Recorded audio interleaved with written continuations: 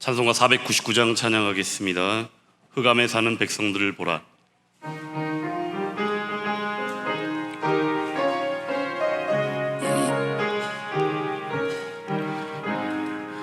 흑암에 사는 백성들을 보라. 수많은 심령 멸망하겠네. 그 누가 갈까? 주의 복음 들고 생명을 구원하는 곳으로.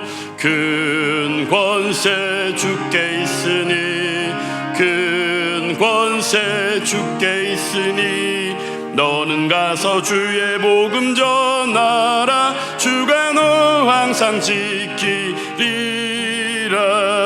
구원의 문은 넓게 열렸으니 십자가 군병 일어나거라. 너희의 힘을 하나로 뭉쳐서 죄악의 쇠사슬을 끊어라.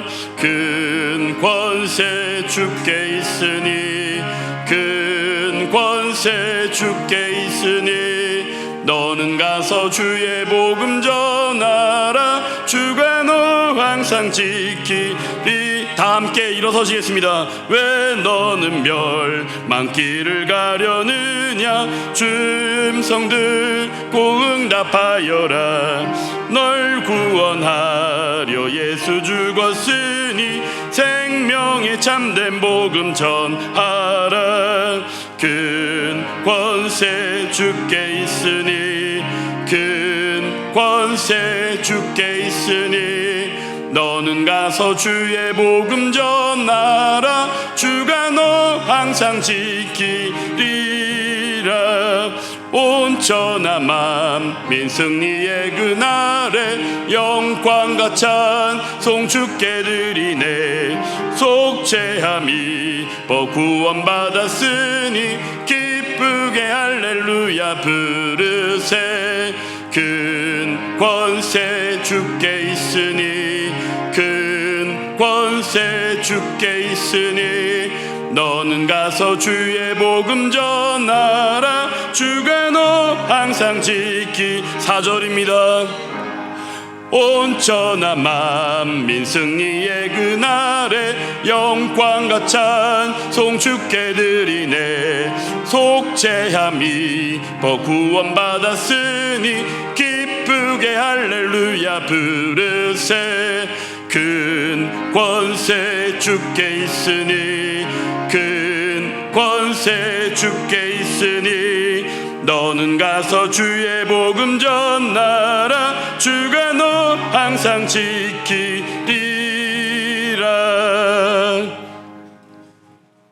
나의 성도들을 내 앞에 모으라. 그들은 제사로 나와 언약한 이들이니라. 하나님은 영이시니 예배하는 자가 영과 진리로 예배할지니라. 아멘. 존귀하신 하나님 아버지, 거룩하고 복된 주일 아침 아버지 앞에 예수 그리스도의 이름으로 모여 예배를 드리게 하시니 감사를 드립니다. 예배 중에 임하실 하나님 아버지께 경배를 드리오니 우리의 찬양과 경배를 기뻐받아 주시옵소서. 주께 나온 자마다 회복되고 치유되어지며 은혜가 충만한 삶을 허락하여 주옵소서. 특히 교회가 모이는 것조차도 핍박받고 방해받는 현실을 불쌍히 여기시며 하루속히 코로나19 바이러스가 물러가게 하여 주옵소서. 거룩하신 우리 주 예수 그리스도의 이름으로 기도하옵나이다. 아멘. 전능하사 천지를 만드신 하나님 아버지를 내가 믿사오며 그 외아들 우리 주 예수 그리스도를 믿사오니 이는 성령으로 잉태하사 동정녀 마리아에게 나시고 본디오 빌라도에게 고난을 받으사 십자가에 못 박혀 죽으시고 장사한 지 사흘 만에 죽은 자 가운데서 다시 살아나시며 하늘에 오르사 전능하신 하나님 우편에 앉아 계시다가 저리로서 산자와 죽은 자를 심판하러 오시리라. 성령을 믿사오며 거룩한 공회와 성도가 서로 교통하는 것과 죄를 사하여 주시는 것과 몸이 다시 사는 것과 영원히 사는 것을 믿사옵나이다. 아멘. 다 함께 자리에 앉으셔서 찬송가 64장으로 하나님께 찬양을 올려드립니다.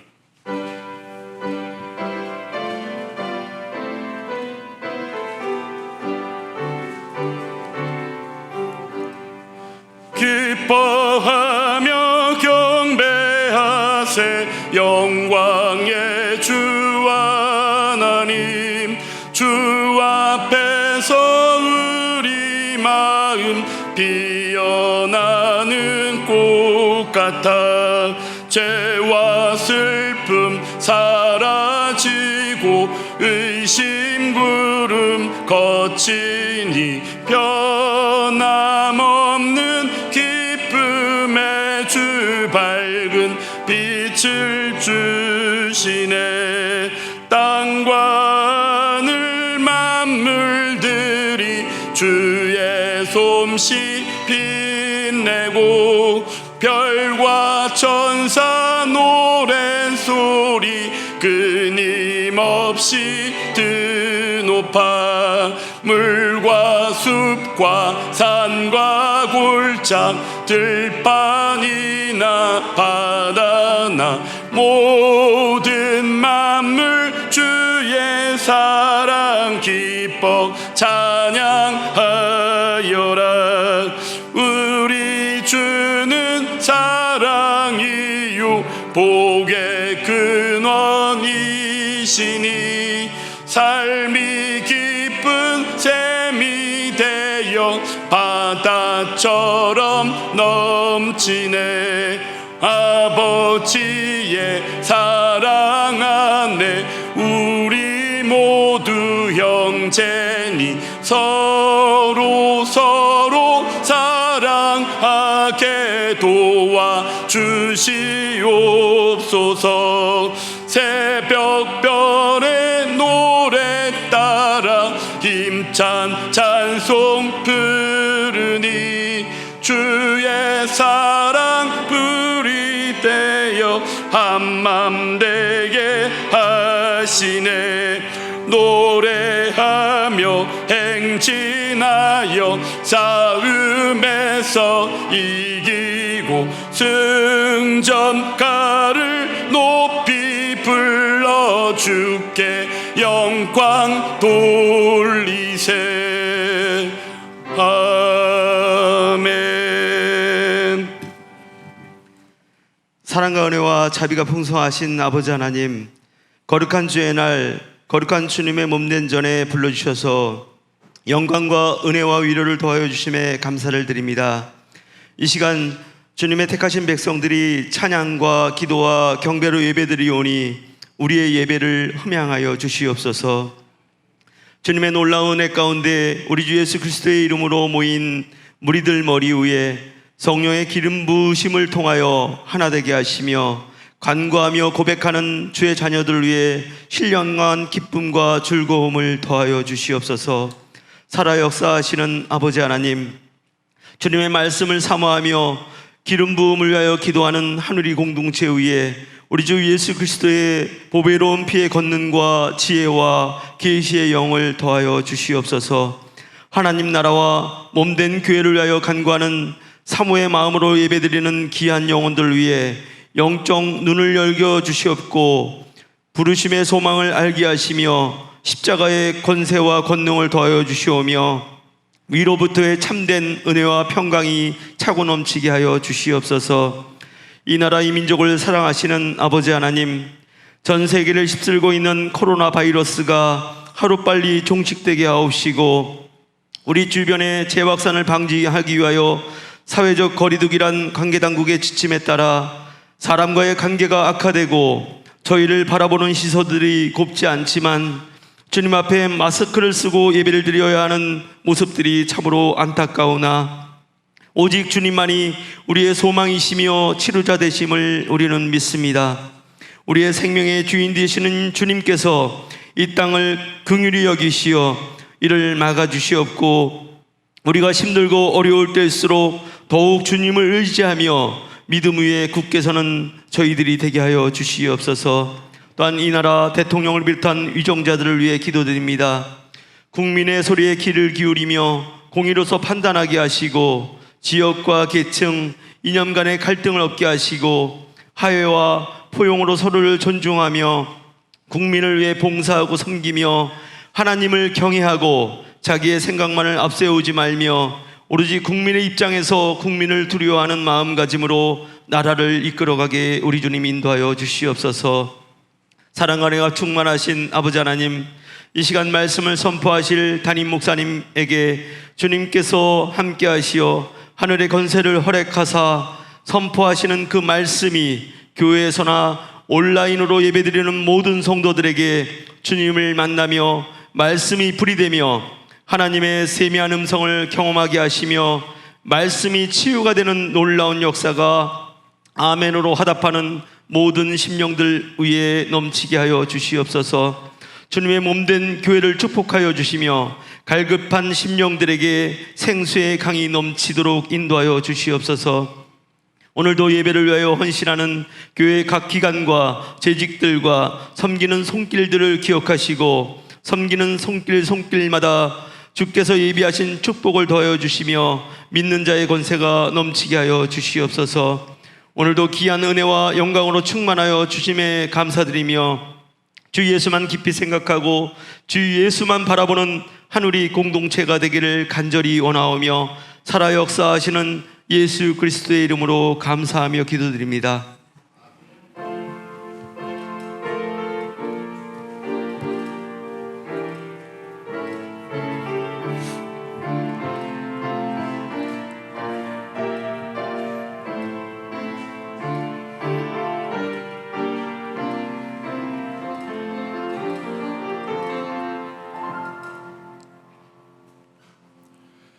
오늘 우리에게 주신 하나님의 말씀은 마태복음 5장 38절부터 42절까지의 말씀입니다.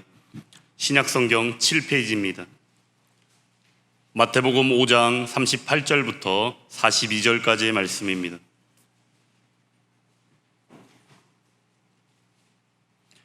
다 찾으셨으면 한 목소리로 함께 합독하도록 하겠습니다.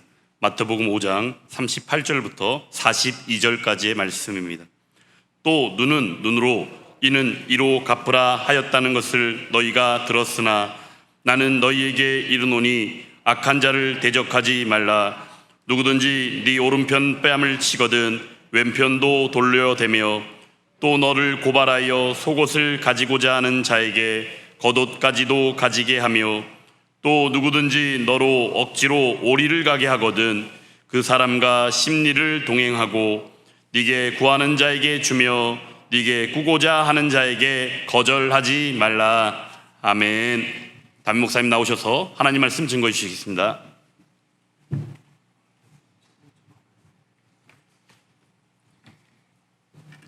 한 주간도 잘 보내셨어요?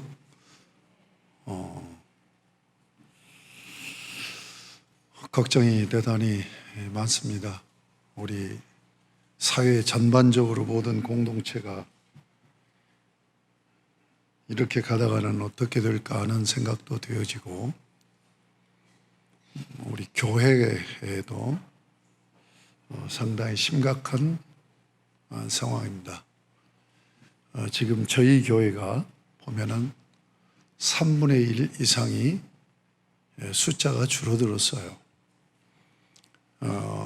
교회에 나와서 예배를 드리지 못하는 분들 중에 신앙을 아직 놓은 사람은 없지만 이유가 있어서 어린아이를 기르는 부모랄지 또는 노인분들이랄지 또 건강이 상태가 좀 안 좋은 분이랄지 이런 이유가 있어서 못 나오시고 온라인 예배를 드리기도 합니다마는 우리 교회인들이라고 말은 안 해요.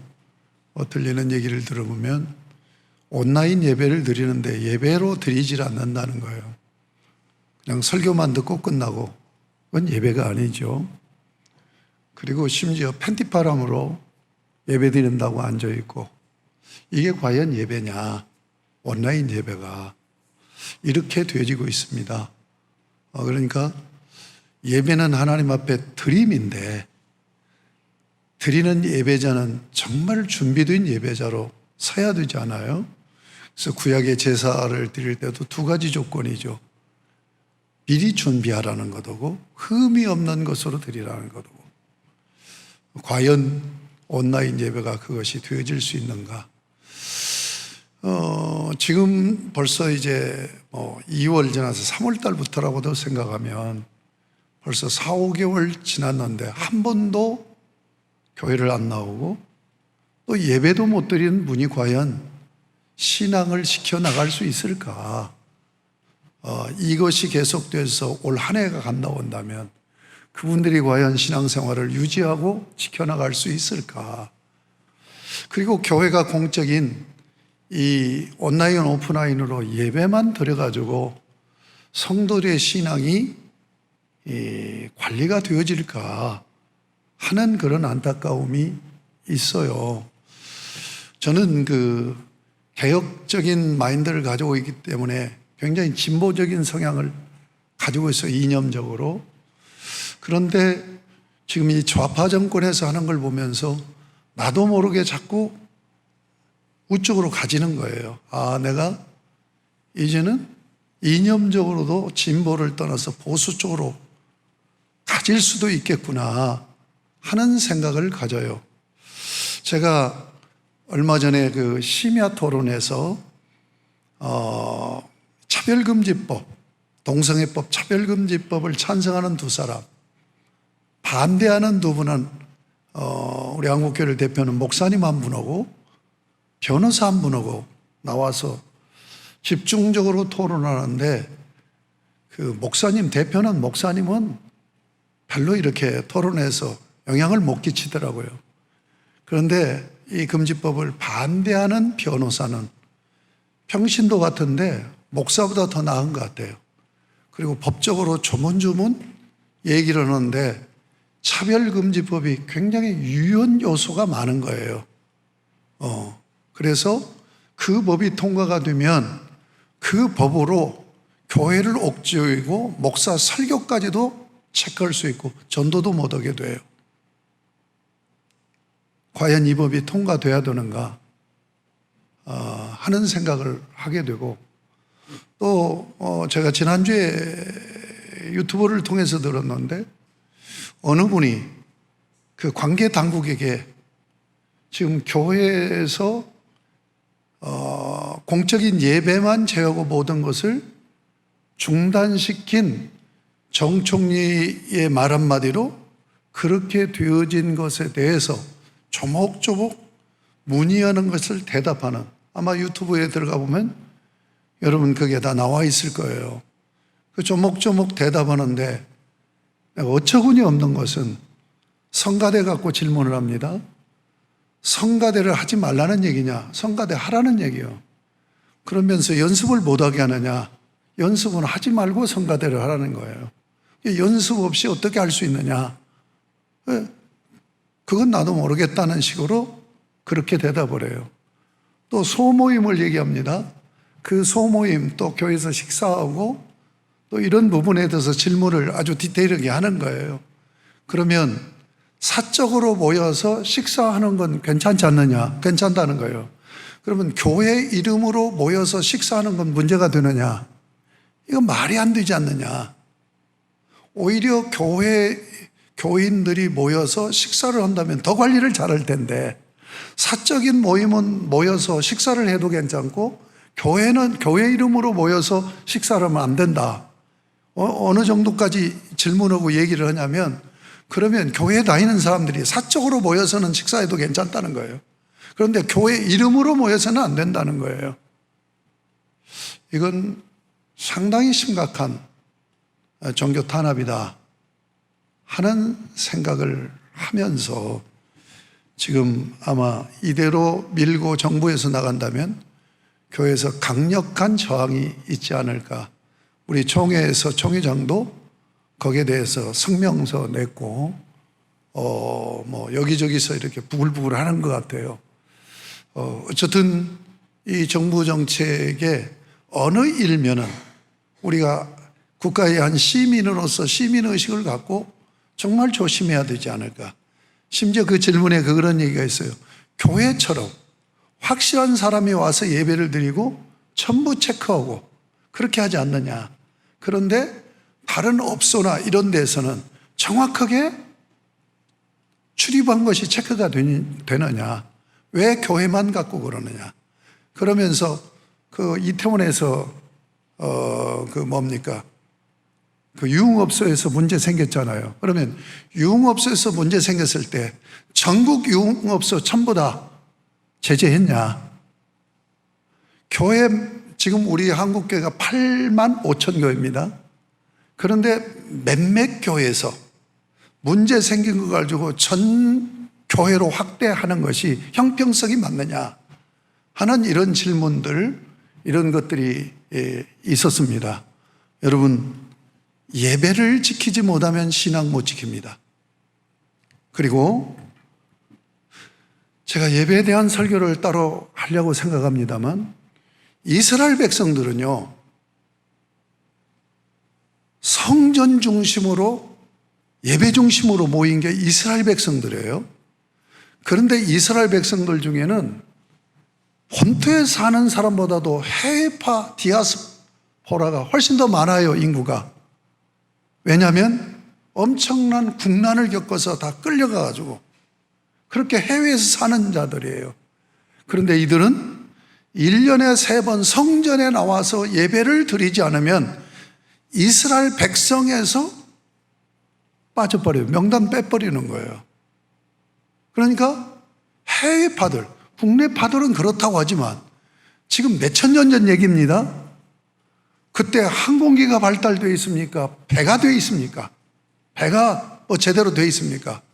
그런데 해외에서 사는 유대인들은 1년에 3번 성전에 와서 예배를 드리지 않으면 유대인이 될 수가 없는 거예요.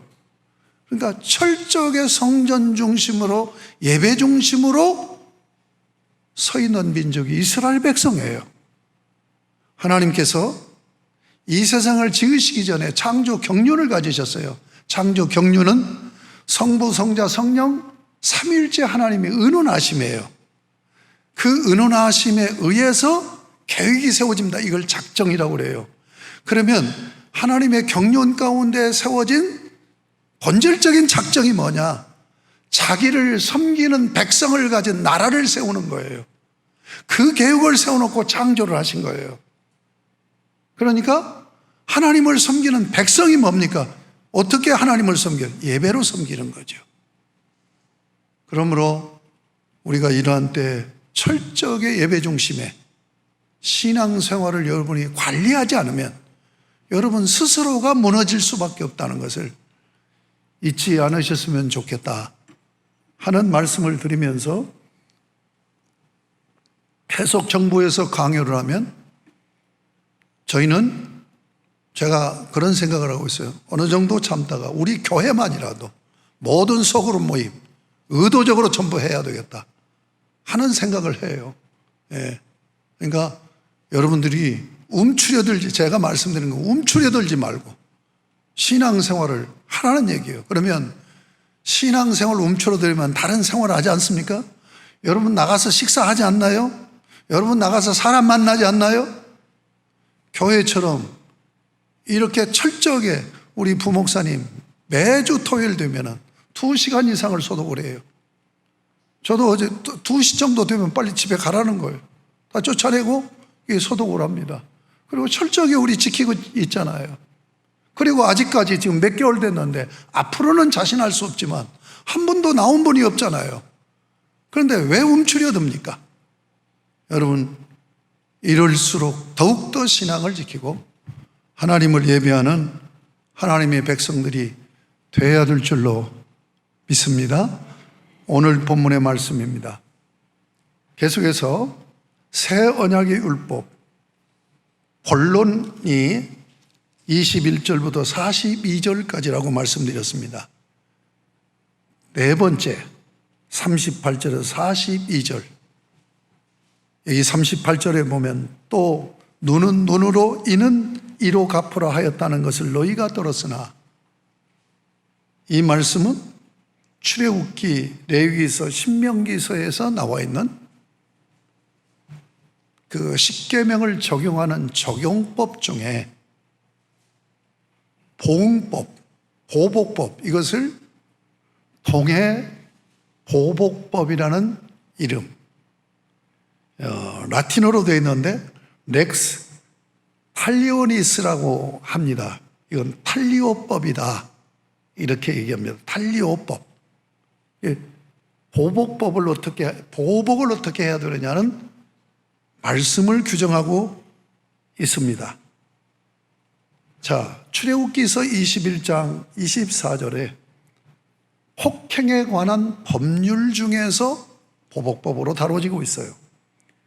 그런가 하면 레위기서 24장 20절에 보면 보상법이라는 그런 이름으로 이 법이 주어졌는데, 저는 이 레위기서에 나와 있는 이 법이 구조적인 위치적으로 굉장히 의미가 있다는 생각이 들어요. 여러분, 레위기서는 구약의 복음서입니다.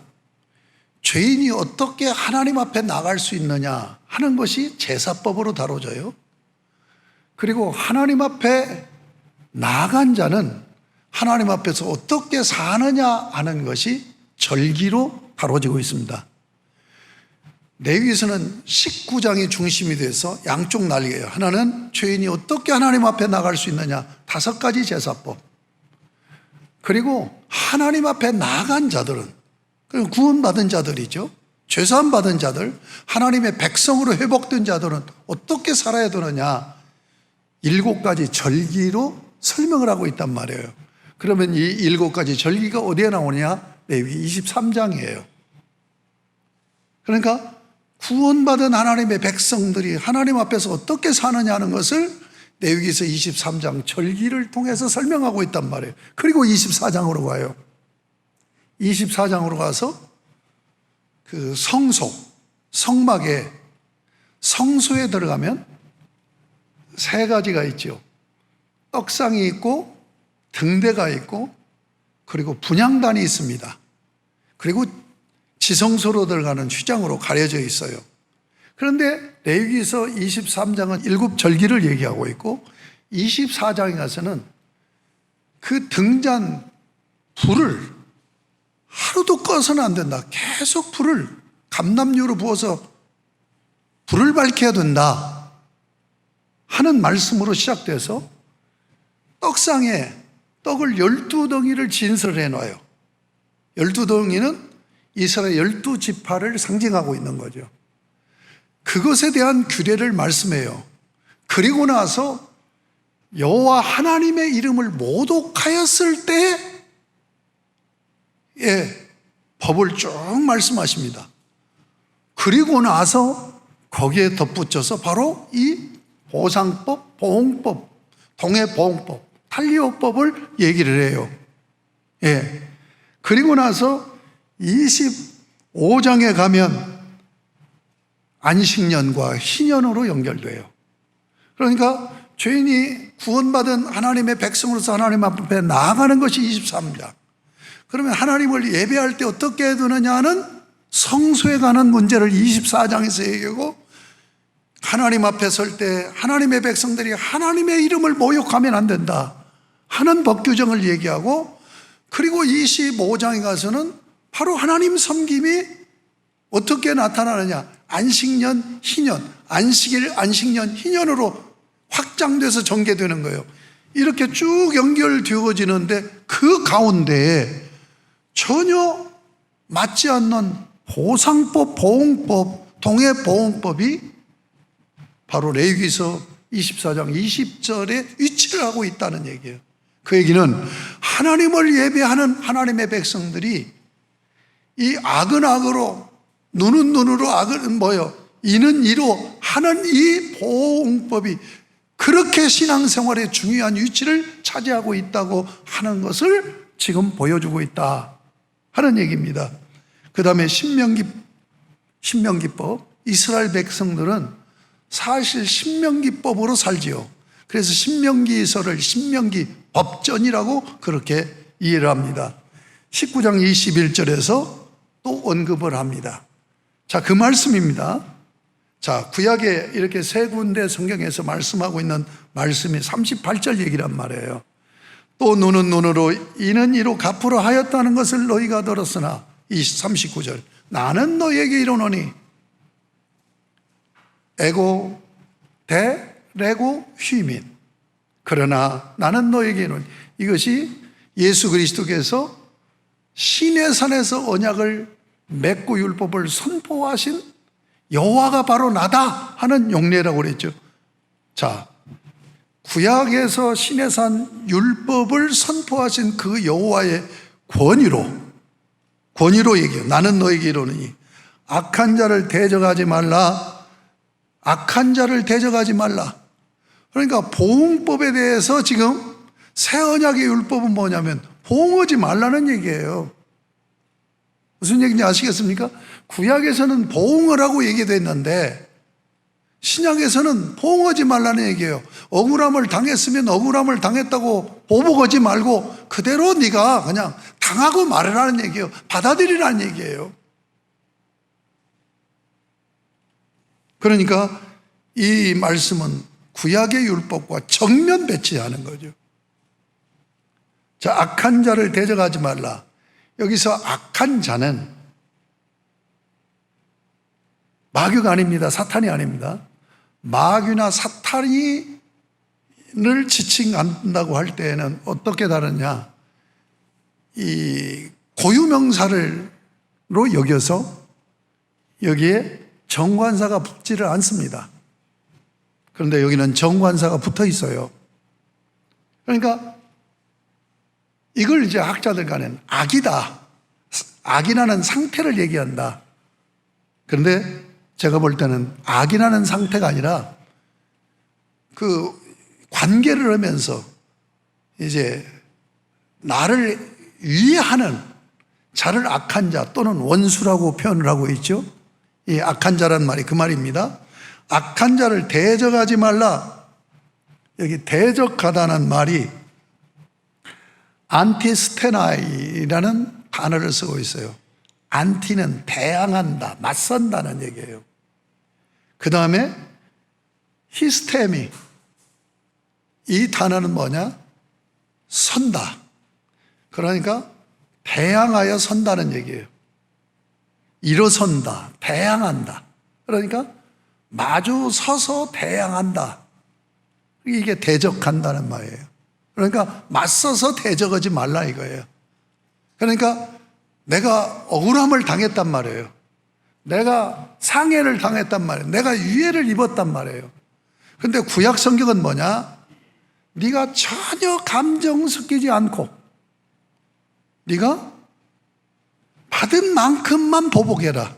사실은 이 보복법은 개인적인 관계에서 보응하고 보복을 하는 법이 아니에요. 이건 재판 내 사용되는 경우입니다. 그러니까 무슨 문제가 있으면 개인적으로 네가 억울함을 당했으면 그걸 네 스스로 보복하지 말고 소송을 해서 재판을 통해서 판결을 받고 너를 위한 것이 죄를 졌으면 그 사법을 통하여서 보응할 수 있도록 하는 이 법이란 말이에요. 예. 그런데 이 말은 대적하지 말라는 얘기는 고소하지 말라는 얘기예요. 고발하지 말라는 얘기예요. 여러분, 우리 한국교회 역사에 참 재미있는 웃지 못할 아픈 일이 있어요. 지금 고신즉 보면 우리 한국교회 장로교회가 여러 교단으로 나누어졌는데 맨 먼저 분리가 된 게 고신측과 장로교입니다.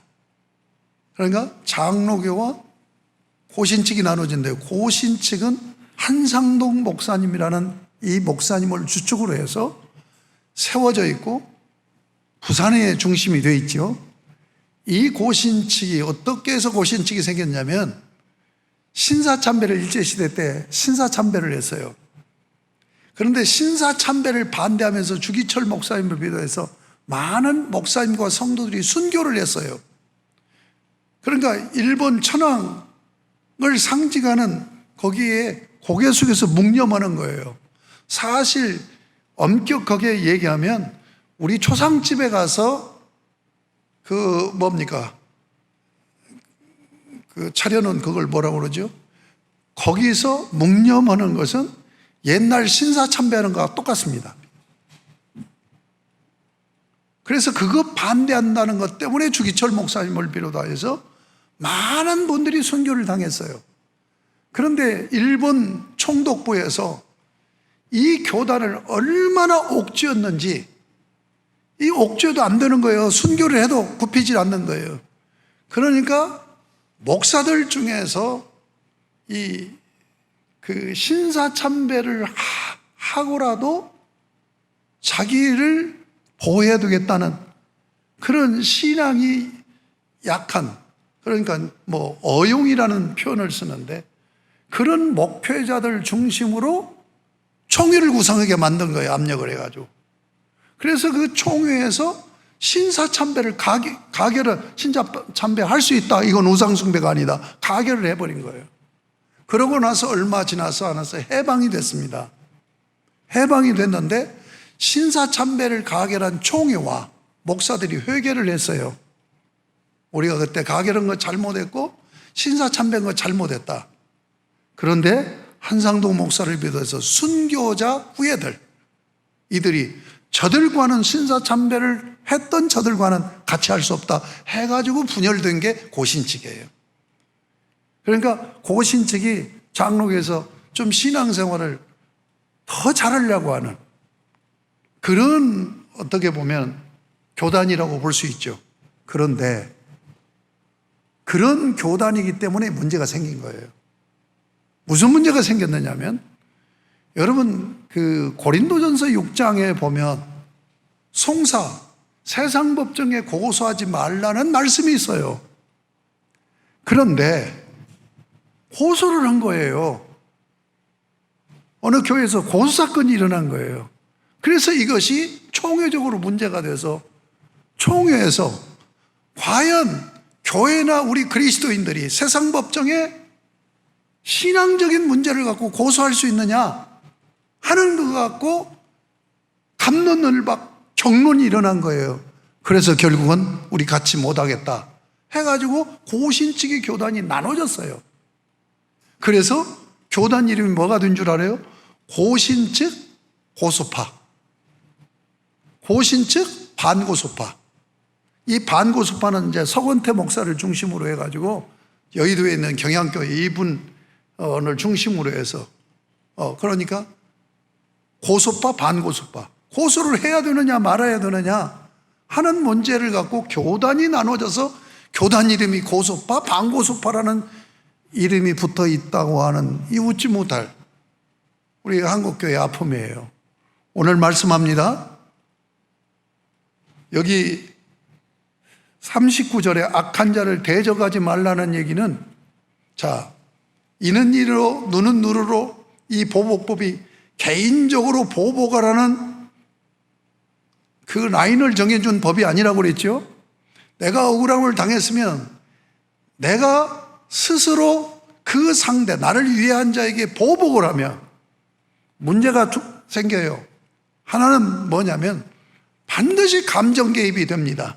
감정은 증폭이 되기 때문에 내가 당한 만큼 똑같이 그렇게 보복을 못한단 말이에요. 더 하지. 그리고 이 사회 질서, 공동체가 혼란에 빠져버려요. 그래서 어떤 문제가 있어도 내가 유해당했을 때 네가 이것을 보복하기를 원한다면 사법을 통하여서 공식적으로 행해라. 이게 눈은 눈으로, 이는 이로, 이 법이란 말이에요. 그런데 주님은 악한 자를 대적하지 말라는 얘기는 사적으로 내가 유해를 당했을 때 그 사람에게 대적하지 말라는 정도가 아니라면, 그것은 물론일 뿐만 아니라 사실은 세상 법정에도 고소고발하지 말아라 라고 하는 말씀으로 우리가 이해를 해야 된단 말이에요. 그렇다고 한다면 문제가 생기죠. 뭐가 문제가 생길까요? 그럼 사법기관이 있을 필요가 없잖아요. 그렇죠?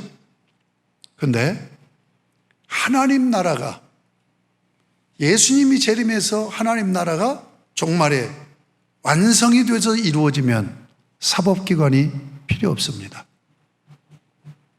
사법기관이 필요 없어요. 왜 그렇습니까? 하나님 나라는 죄 짓고 사는 나라가 없어요. 아니에요. 죄를 안 짓는단 말이에요. 하나님 나라는 다음 주에 말씀드리겠습니다. 원수도 없는 나라예요. 그런데 하나님 나라가 지금 하나님 나라와 아직 하나님 나라로 구분된다고 했죠. 자, 예수 그리스도께서 이 땅에 오시면서 회개하라, 천국이 가까이, 지금 천국이 오고 있다라고 말씀했어요. 그래서 이 천국이 시작돼서 주님이 재림하실 때까지 이어지는 천국은 지금 천국이란 말이에요. 지금 천국은 악과 투쟁하는 세속 사회에서 이루어져가는 하나님 나라예요. 그렇기 때문에 바로 악한 자를 대적하지 말라, 이것을 절대로 법정에 고소하지 말고 고발하지 말라 라고 말할 수 없는 말씀이다. 그러나 우리가 그 정신은 지켜야 된다. 그래서 그 다음부터 이제 4가지를 얘기하고 있어요. 자, 보겠습니다. 39절, 누구든지 내 오른편을 치거든 왼편도 돌려요. 4가지로 지금 이렇게 사례를 얘기해요. 오른뺨을 치거든 왼편 뺨도 돌려내라. 이 얘기는 뭐냐면, 뺨을 치는 것은 인격적인 가장 수치와 모욕이에요. 네가 인격적으로 수치와 모욕을 당했다 할지라도 너 나 모욕할 수 있어? 하고 태양하지 말고, 그래, 네가 때리고 싶다면 왼편빵까지 때려줘, 이렇게 하라는 얘기예요. 그 다음에 2번째입니다. 2번째 40절, 또 너를 고발하여 속옷을 가지고자 하는 자에게 겉옷까지 가지게 하며. 여기서 생각하는, 우리가 생각하는 속옷은 내일을 얘기하는 게 아니에요. 팬티 메리아스를 얘기하는 게 아니에요.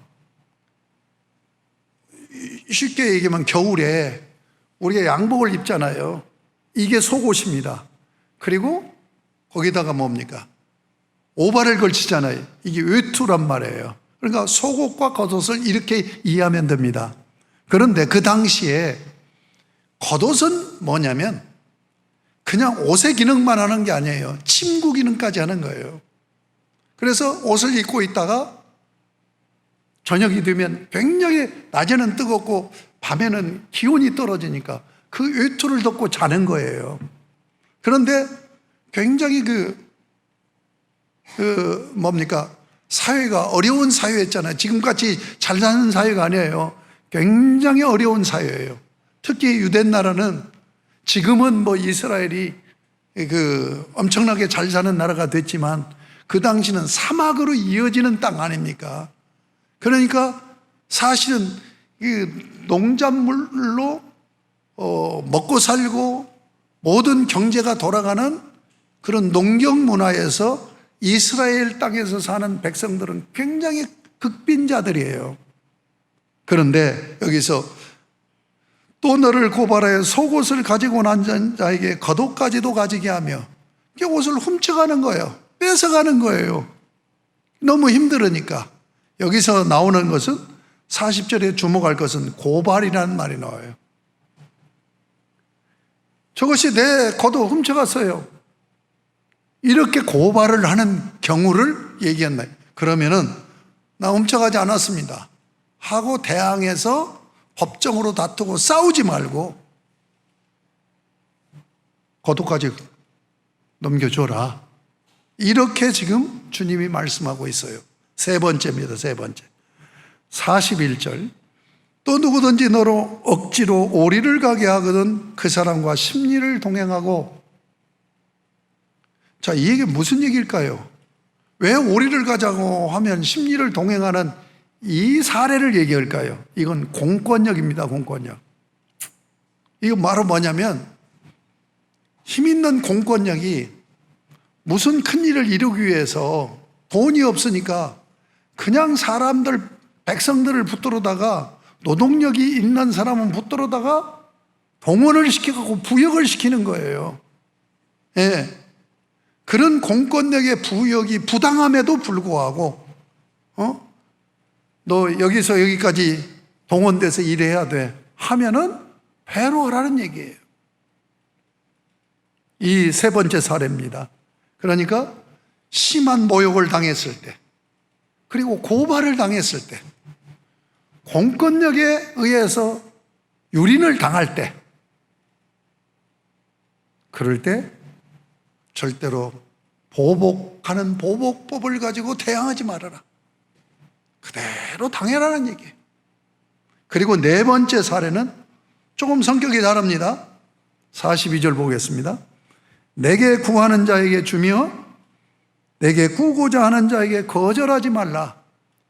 이 42절의 사례는 지금 39절, 40절, 41절까지는 네가 손해를 당하고 유해를 당하고 상해를 당했을 때 여기에 대해서 대항하지 말아라, 대적하지 말아라 하는 말씀인데, 42절은 그것을 뛰어넘어서 내게 구하는 자가요, 거린이란 말이에요. 극빈자란 말이에요. 그 사람 외면하지 말라는 얘기예요. 이게 너무너무 힘들어. 갚을 길이 없는데 구워달라고 그러는 거야. 갚을 길이 있고 내가 이익 본다면 얼마든지 담보 잡고 구워주지 않겠습니까? 그런데 구워줄 수가 없는 사람이 구워달라고 하는데도 거절하지 말라는 거예요. 그러니까 지금 종합하면 네가 유해를 당하고 손해를 당하고 상해를 당했다 할지라도 저항하지 말아라. 공권력에 저항하지 말고, 법적으로 소송하지 말고, 모욕당했다고 분노하면서 보복하려고는 그런 마음을 갖지 말아라. 그뿐만 아니라 오히려 한 걸음 더 나가서 선행해라. 예? 예. 구하는 자 거절하지 말고, 구워달라고 하는 자 갚을 길이 없어. 그래도 내가 그 구워달라고 하는 그것을 그대로 내가 응하면 내가 살 수가 없다는 경우에는 못하겠지요. 그러나 내가 할 수 있는 한 거절하지 말고 구워줘라. 이렇게 말씀을 하고 있다는 것을 잊지 마시기 바랍니다. 이 부분을 다시 정리합니다. 여러분, 하나님 나라는, 완성된 하나님 나라에서는 사실은 이 말씀대로 사라지는 나라예요.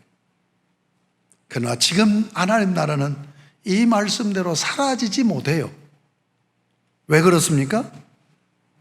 오염된 세상에서, 오염된 세상이라는 얘기는 이렇게 그런 것을 여유 있게 함께 나누고 누릴 수 있는 넉넉한 사회가 아니라는 얘기예요.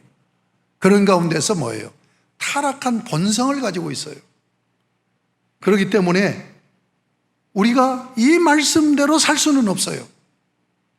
그런데 이 말씀대로 살려고 하는 노력은 해야 된다는 얘기예요. 이게 그리스도인의 삶이라는 얘기예요. 그런데 이 말씀대로 살려고 하는 그 마음이 얼만큼 강력하느냐, 그리고 실천력이 강하느냐에 따라서 성숙도가 달라지죠. 그러니까 같은 하나님의 자식이라 할지라도, 하나님의 자녀라 할지라도 하나님이 이뻐하는 자식이 될 수 있고, 효도하는 자식이 될 수 있고, 하나님에게 속썩이는 자식이 될 수 있고, 하나님 아버지가 볼 때 그냥 에이 그래 좀 못마땅한 것이 있어도 그만이라도 해서 다행이다. 이게 수준이 결정되는 거죠, 수준. 그러니까 지금 하나님 나라에서 42절까지, 지금 21절부터 42절까지 네 가지 사례를 말씀하시고 있는데, 이 말씀을 붙들고 내가 이 말씀을 한번 성령님 의지에서 지켜봐야 되겠다. 성령님 나를 도와주세요. 이 말씀을 지키고 살기를 원합니다 하고 몸부림치면 칠수록 여러분들은 신앙 수준이 높아지고 성숙도가 점점점 강화된다는 얘기예요. 그래서 성숙한 그리스도인으로 살게 되고, 그렇지 않고 이 말씀 주어진 것을 마음에 두지 않고 에이 이 법을 어떻게 지켜 하고 이 말씀을 간과해 버리면 같이 신앙생활에도 질이 다르단 말이에요. 수준이 다르단 말이에요. 성숙도가 다르단 말이에요. 가령 이 말씀들을 가지고 거의 이 말씀에 근접해서 사는 자를 뭐라고 얘기하느냐? 성자라고 얘기하죠. 성자. 이 말씀에 가까이 다가가는 그런 삶을 사는 자를 성자라고 하는데, 이 성자는 뭐예요? 예수 닮은 자라는 얘기 아닙니까? 그러니까 예수를 닮아가는 삶의 원리로 이 법을 우리가 받아야 된다 하는 말씀을 드립니다. 아멘. 그러나 이것을 지키지 못한다고 구원받지 못하는 거 아니에요. 예수를 믿음으로 구원을 받아요. 그렇죠? 근데 구원받은 우리가 예수님을 닮아가는 삶을 사는 것이 바로 뭐냐? 이 말씀대로 살려고 몸부림치는 것이다 하는 것을 잊지 마시기 바랍니다. 자, 그러면 이제 본론을 오늘 38절에서 42절까지를 강의했는데 이제 마지막으로 본론 21절부터 42절까지 나와 있는, 자, 21절부터 단락을 보십시다. 26절까지는 뭐예요? 살인하지 말라 6계명이죠. 그 다음에 26절부터 32절까지 간음하지 말라 7계명이죠. 그 다음에 33절부터 37절까지 맹세에 대한 말씀이고 38절부터 42절까지는 뭐예요? 보복법에 대한 말씀이에요. 자, 그러면 이 네 가지를 정리해 드리겠는데 우선 6계명과 10계명입니다. 제가 이 부분을 말씀드릴 때 10계명의 그 경중에 따라서 5계명부터 이웃을 사랑으로 섬기라는 계명이 5계명이 제일로 무경계명이라고 했죠. 그 다음 6계명, 7계명 이렇게 순서되어진다고 그랬죠. 그런데 5계명이 뭡니까? 내 부모를 공경하라는 거거든요. 사실은 내 부모에 국한하지 않고 이웃의 권위를 존중하라. 이게 제일로 무거운 계명이에요. 경중으로 따서 그 다음이 살인하지 말, 생명에 관한 계명이에요. 그 다음에 경중에 따라서 가정 세우는 계명이에요. 그러니까 이웃의 권위를 존중하는 것, 이게 가장 중요해요. 권위를 존중하는 것은 그분의 자존감을 높여주는 거예요. 모든 문제는 자존감의 문제입니다. 자존감의 상처를 받으면 반드시 보복을 하게 돼 있어요. 그래서 5계명이 제일 무거운 계명이에요. 그 다음에 다루고 있는 것이 생명이에요. 그 다음 다루고 있는 것이 가정이라는 것. 그러니까 생명과 가정에 대해서 말씀하고 있어요. 이 10계명 중에 이 2계명만 딱 뽑아가지고 중요하기 때문에. 아시겠습니까? 자, 그러면 다시 봅니다. 살인하지 말라 하는 이 살인은 무엇으로 일어나는 거예요? 분노의 감정으로 살인이 일어나잖아요. 그래서 뭐예요? 욕하는 것 자체가 살인이라고까지 말씀했잖아요. 형제에 대해서 나가라고 하고, 이게 욕이라고 그랬죠, 욕. 이게 살인이라고 했죠. 감정입니다, 감정. 그러니까 감정이 상한, 그 상한 감정이 그거로 가는 게 분노예요. 분노가 폭발할 때 살인이 일어난단 말이에요. 감정 문제를 다루고 있어요. 그 다음에 간음 문제, 7계명 간음을 뭐라고 그랬어요? 여기 보면 음욕이라고 그랬어요.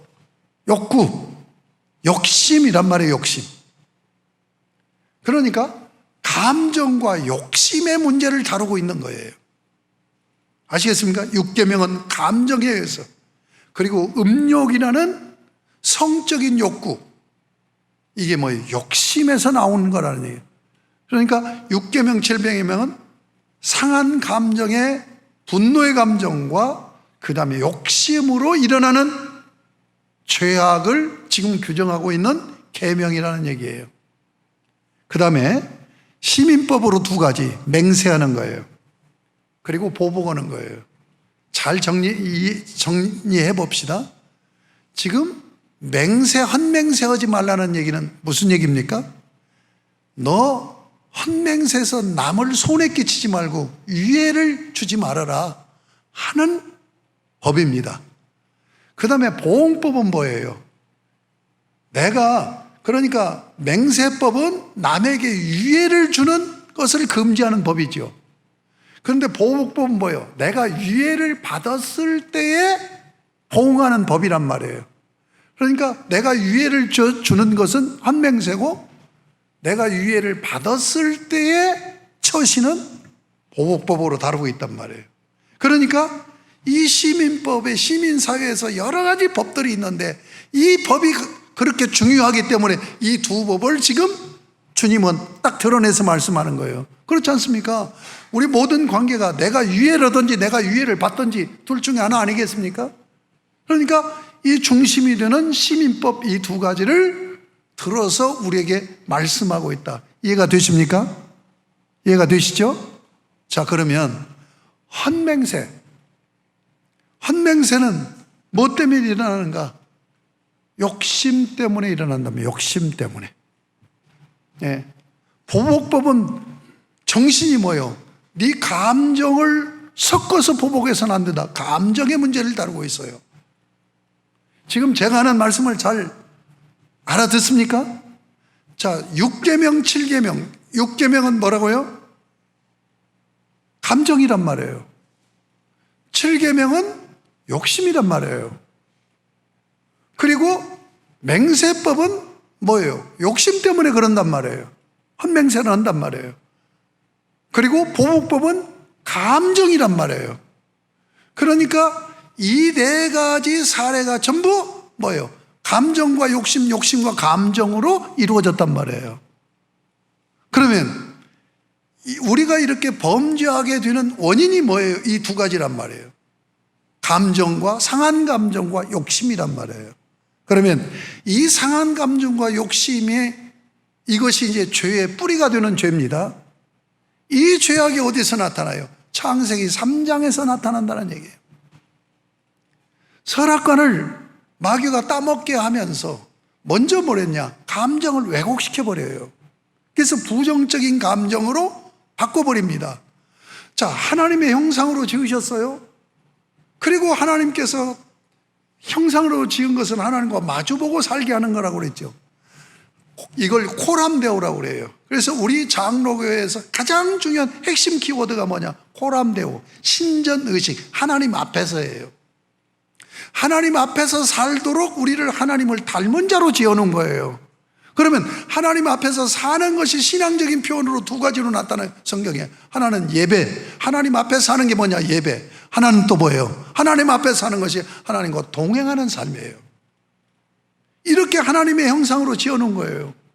그러면 하나님 앞에 나오면 하나님께서 무한한 은혜와 복을 주세요.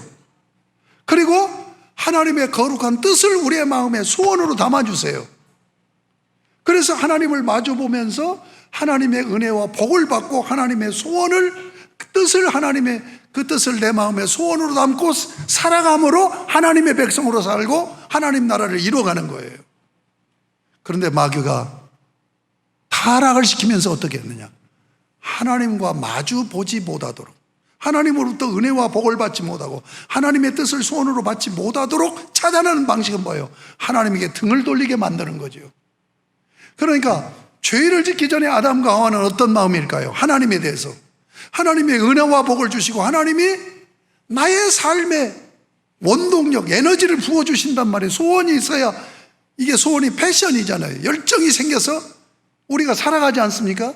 그러니까 그것을 받는 통로를 차단시켜 버리려고, 차단시키는 방법이 뭘까요?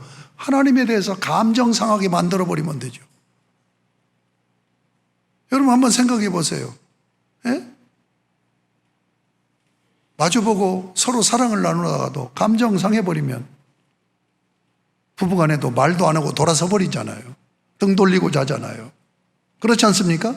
그러니까 마귀가 창세기 3장에서 맨 먼저 작업한 작업이 뭐냐? 우리는 인격적인 존재로 감정이라는 것이 지정의 인격 중에서 감정이 중심이에요. 여러분 감정대로 살아가요 우리가. 그렇습니까? 안 그렇습니까? 감정을 조절한다고 하지만 기분 나쁘면 기분 나쁜 마음으로 살고, 기분 좋으면 기분 좋은 마음으로 살고, 행복한 마음을 가졌으면 행복한 마음으로 살고, 불행하다는 느끼는 감정을 가지고 있으면 불행하게 살고, 그렇지 않습니까? 그래서 잠언서 4장 23장에 무릇 지킬 만한 것보다 더욱 내 마음을 지키라. 이에서 생명이 나느니라. 마귀가 하나님에게서 좋은 이 아담과 하와는 하나님에 대해서 너무너무 사랑하고 좋은 감정을 가지고 하나님을 사모하고 근무했어요. 그래서 하나님 앞에 서 있는 것이 최고 행복이었던 거야. 그런데 이 아담과 하와가 하나님에게서 멀어지게 하는 방법이 뭘까요? 하나님에 대해서 감정을 왜곡시켜버리면 된단 말이에요. 그 왜곡이 뭡니까? 섭섭한 마음이죠. 여러분 한번 생각해 보세요. 저하고 섭섭해 보세요. 나갈 때 인사하는데 눈빛이 달라지죠.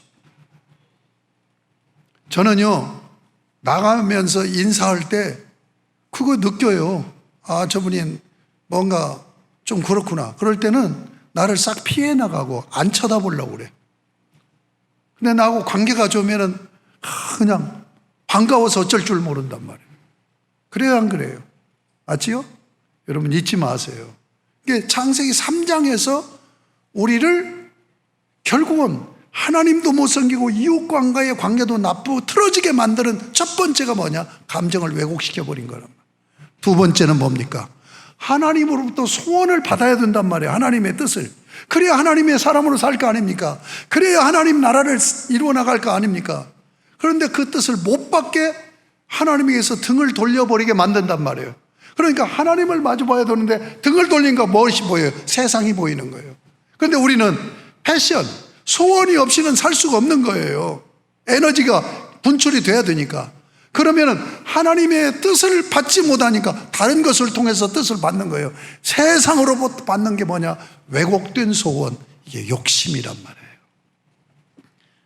그러니까 창세기 3장에서 마귀가 우리로 하여금 왜곡을 시켜놓은 감정의, 마음의 감정과 욕심, 소원을 욕심으로 왜곡시켜놓은 이 두 가지로 결탁시켜서 우리를 인간의 악순환의 사슬로 묶어놔 버린 거예요.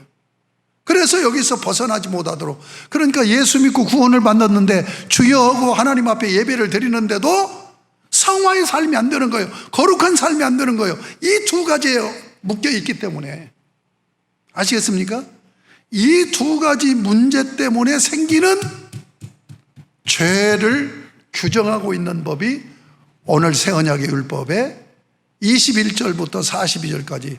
자, 다시 정리합니다. 살인하지 말라는 감정이죠. 악한 감정, 분노의 감정. 그 다음에 뭐예요? 간음하지 말라는 것은 욕심이란, 남의 여자를 탐내는 욕심이란 말이에요. 그 다음에 헛맹세하는 게 뭐예요?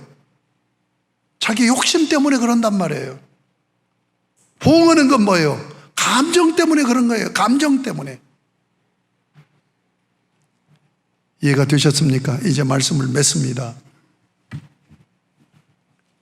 자, 두 가지로 말씀입니다. 첫째, 동해보복법, 탈리오법이라는 이 법.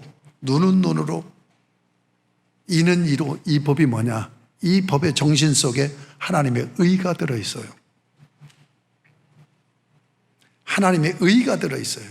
그러니까 하나님의 의는 반드시 지켜져야 돼요. 그래서 이 동해보복법으로부터 완전히 우리를 벗어나게 해서, 우리는 이 동해보복법에 한 사람도 안 걸리는 사람이 없어. 다 걸리는 거예요. 그러니까 하나님의 의, 내가 상해를 입기도 하지만 상해를 하는 사람이 되는 거예요. 상해를 입기 때문에 상해하고 서로 인격적인 관계니까 주고받는단 말이에요.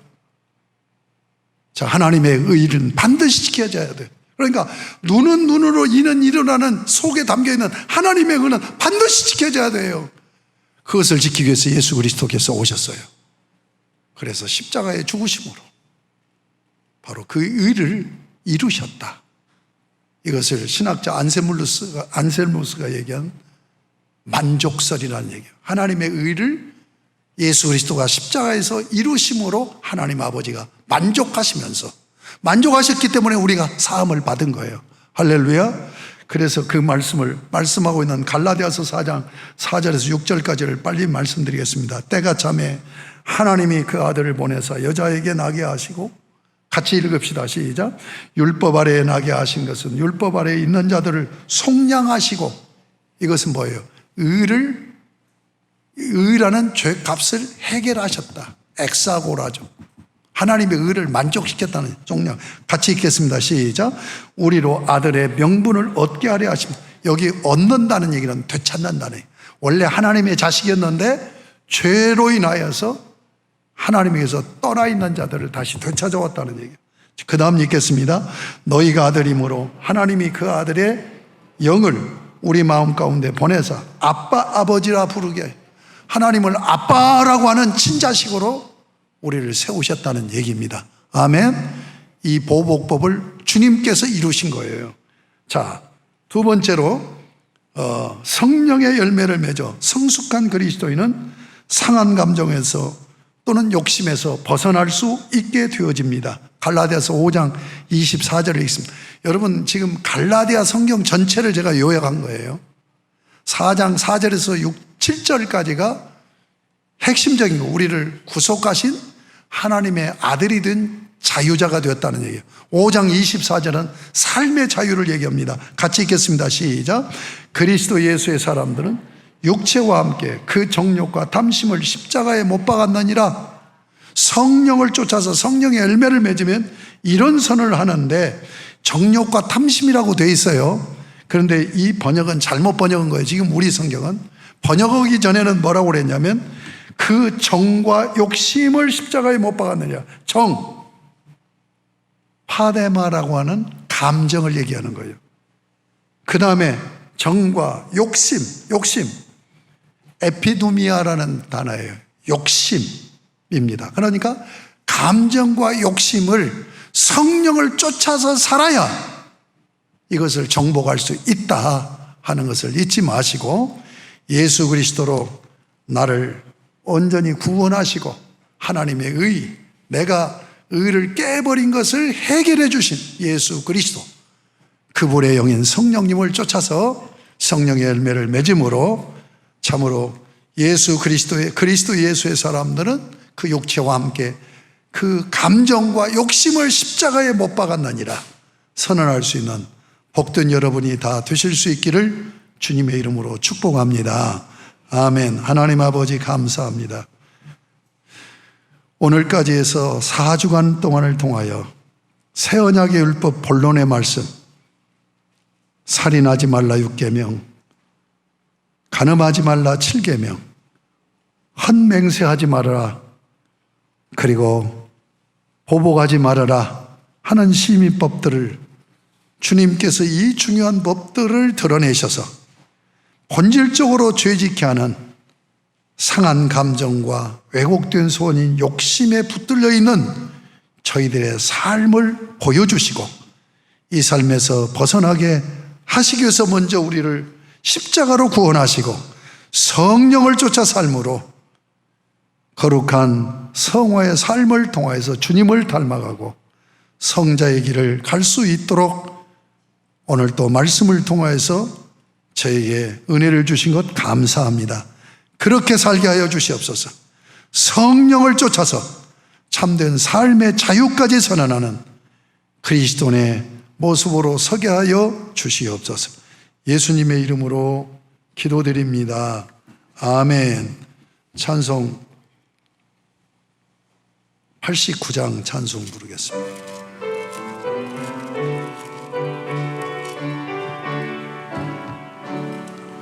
샤론의 꽃 예수 나의 마음에 거룩하고 아름답게 비소서. 내 생명의 전기로 마다 풍겨나게 하소서. 2절입니다. 샤론의 꽃 예수 이 세상에서 어느 꽃과 비교할 수 있으랴. 나의 삶의 한결 같은 은혜와 사랑으로 가득하게 하소. 3절 샤론의 꽃 예수 모든 질병을 한이 없는 능력으로 고치사 고통하며 심하는 자에게 그 신의와 소망 내려주소. 4절입니다. 샤론의 꽃 예수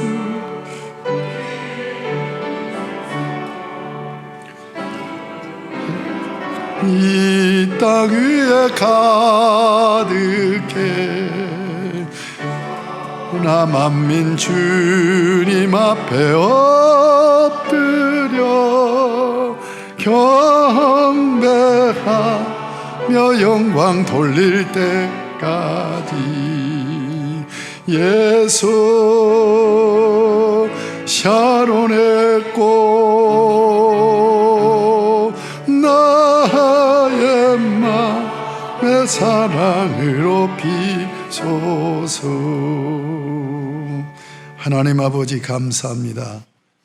한 주간도 하나님의 은혜 가운데 살게 하시고 건강한 모습으로 아버지 앞에 나와 경배를 드리며 구속의 은총을 감사하고 구속하신 주님께서 이 어려운 삶 가운데서도 지키시고 보호하시고 보장해 주신 은혜를 헤아려 감사하면서 헌금을 봉헌했습니다. 받으시고 영광 삼으시며 하늘문을 활짝 여시고 하늘에 신령한 복, 땅에 기름진 복으로 복을 주셔서 우리 사랑하는 성도들이 하나님의 은혜 가운데에서 참 영적인 믿음의 부요를 누리고 또 이 어려운 환경 가운데서 또 생명을 지켜주시고 또 삶을 지켜주시는 은혜를 누리는 간증의 삶이 되어질 수 있도록 복을 베풀어 주옵소서. 코로나 사태, 세계 또 이 나라, 이 민족을 지켜주시고 우리 교회를 지켜주셔서 교회도 성도도 건강케 하신 것을 감사합니다. 계속해서 지켜 보호하여 주시옵소서. 하나님을 예배하면서 우리의 일상생활이 함께 더불어서 하나님의 은혜 가운데 이루어질 수 있도록 충만케 하여 주옵소서. 주일헌금, 감사헌금, 11조헌금, 목적헌금 내역대로 은혜를 넘치게 부어 주옵소서. 예수님의 이름으로 축복하며 봉헌 기도 올리옵나이다. 아멘.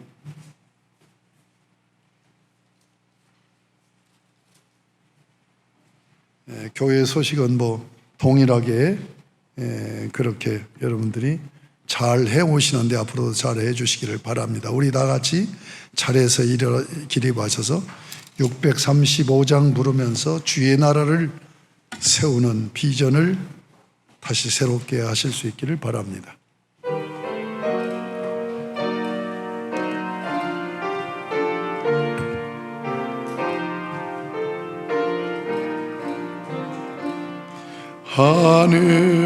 하늘에 계신 아버지 이름 거룩하사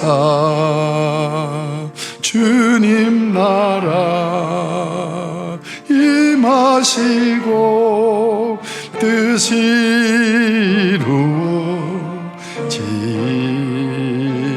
이루어지라.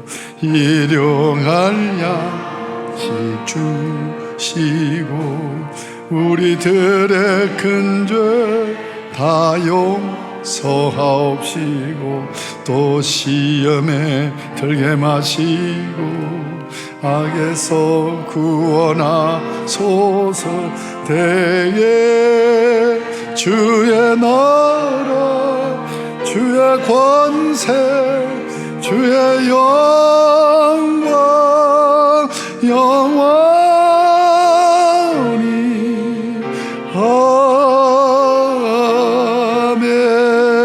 아멘.